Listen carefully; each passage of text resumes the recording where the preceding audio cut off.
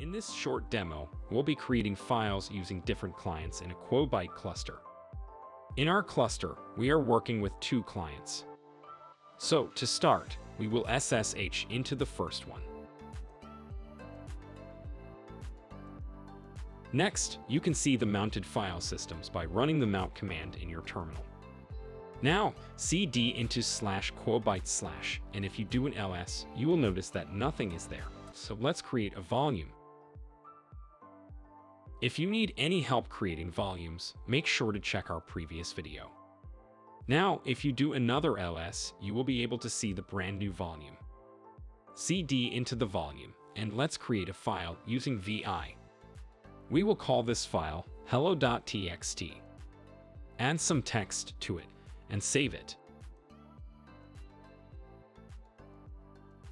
Next, head back to your volume in the Quobyte console.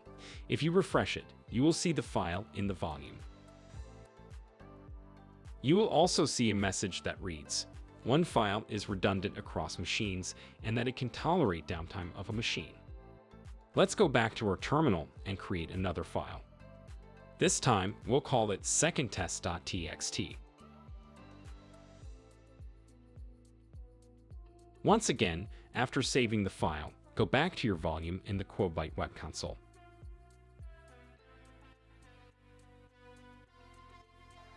This time, look at your data devices and the metadata devices being used in your volume.